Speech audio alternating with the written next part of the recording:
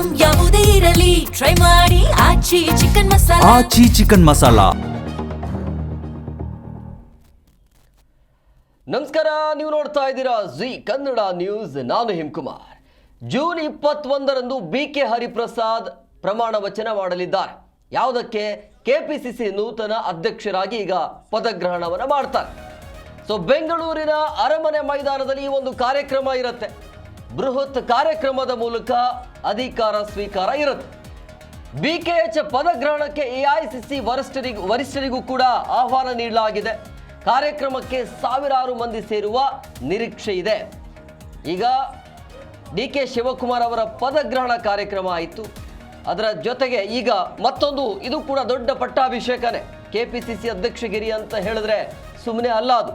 So ಹಂಗಾಗಿ June 21ರಂದು 21ನೇ ತಾರೀಕಿಗೆ BK Hariprasad ಪ್ರಮಾಣ ವಚನವನ್ನು ಮಾಡ್ತಾರೆ KPCC ನೂತನ ಅಧ್ಯಕ್ಷರಾಗಿ. ಸೊ ಹಂಗಾಗಿ ಬೆಂಗಳೂರಿನ ಅರಮನೆ ಮೈದಾನದಲ್ಲಿ ಈ ಕಾರ್ಯಕ್ರಮವನ್ನು ಕೈಗೊಳ್ಳಲಾಗ್ತಾ ಇದೆ ಅನ್ನೋದು. ಸೊ ಬೃಹತ್ ಕಾರ್ಯಕ್ರಮದ ಮುಖಾಂತರ ಅಧಿಕಾರವನ್ನ ಸ್ವೀಕಾರ ಮಾಡಲಿದ್ದಾರೆ. ಸೊ BKH ಪದಗ್ರಹಣಕ್ಕೆ ವರಿಷ್ಠರಿಗೂ ಕೂಡ ಆಹ್ವಾನ ನೀಡಲಾಗಿದೆ ಅನ್ನುವಂಥದ್ದು. ಅಂದರೆ ಹೈಕಮಾಂಡ್ ನಾಯಕರು ಈ ಕಾರ್ಯಕ್ರಮಕ್ಕೆ, ಈ ಪದಗ್ರಹಣ ಕಾರ್ಯಕ್ರಮಕ್ಕೆ ಬರುವಂತಹ ಎಲ್ಲ ಸಾಧ್ಯತೆ ಕಂಡು ಬರ್ತಾ ಇದೆ. ಅದರ ಜೊತೆಗೆ ಕಾರ್ಯಕ್ರಮಕ್ಕೆ ಸಾವಿರಾರು ಮಂದಿ ಸೇರುವ ನಿರೀಕ್ಷೆ ಕೂಡ ಇದೆ. ಸೊ ಕೆಲವೇ ದಿನಗಳ ಹಿಂದೆ BK ಹರಿಪ್ರಸಾದ್ ಅವರು ಕೂಡ ಆಯ್ಕೆ ಆಗಿದ್ರು KPCC ಅಧ್ಯಕ್ಷರಾಗಿ. ಸಹಜವಾಗಿ ಕಾಂಗ್ರೆಸ್ಗೆ ಮತ್ತಷ್ಟು ಒಂಥರ ಕದರಂತೂ ತಂದುಕೊಟ್ಟಿದ್ದಾರೆ ನಾಯಕರು.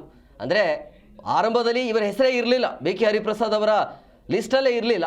ಆರಂಭದಲ್ಲಿ ಸತೀಶ್ ಜಾರಕಿಹೊಳಿ ಅವರ ಹೆಸರು ಇತ್ತು. ತದನಂತರ ಅವರು ಒಂದು ಸಚಿವ ಮತ್ತು KPCC ಅಧ್ಯಕ್ಷ 2 ಸ್ಥಾನವನ್ನು ಕೊಡಬೇಕಂತೇಳಿ ಡಿಮ್ಯಾಂಡನ್ನು ಇಟ್ಟಿದ್ರು. ಅಂತಿಮವಾಗಿ 2 ಸ್ಥಾನ ಇಲ್ಲ, ಒಬ್ಬರಿಗೆ ಒಂದೇ ಸ್ಥಾನ ಅಂತ ಹೇಳಿದಾಗ ಆವಾಗ ನೆನಪೀಗ ಬಂದಿದ್ದೆ BK ಹರಿಪ್ರಸಾದ್ ಅವರು. ಸೊ ಹಂಗಾಗಿ ಈಗ BK ಹರಿಪ್ರಸಾದ್ KPCC ಅಧ್ಯಕ್ಷರಾಗಿ ಹೇಗೆ ಪಕ್ಷ ಸಂಘಟನೆಯನ್ನು ಮಾಡ್ತಾರೆ ಅನ್ನುವಂಥ ಕುತೂಹಲ ಇದೆ. ಸಹಜವಾಗಿ ಹೈಕಮಾಂಡ್ ಜೊತೆಗೆ ಒಂದು ಒಳ್ಳೆಯ ಲಿಂಕನ್ನು ಹೊಂದಿದ್ದಾರೆ, ಒಳ್ಳೆಯ ಸಂಬಂಧ ಇದೆ. ಸೊ ಹಂಗಾಗಿ ಜೊತೆಗೆ ಒಳ್ಳೆಯ ಮಾತುಗಾರ ಕೂಡ.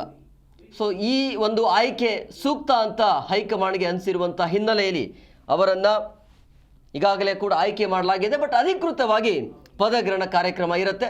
ಸೊ 21ನೇ ತಾರೀಕಿಗೆ, ಜೂನ್ 21ನೇ ತಾರೀಕಿಗೆ BK ಹರಿಪ್ರಸಾದ್ ಅವರ ಪದಗ್ರಹಣ ಕಾರ್ಯಕ್ರಮ ಇರುತ್ತೆ.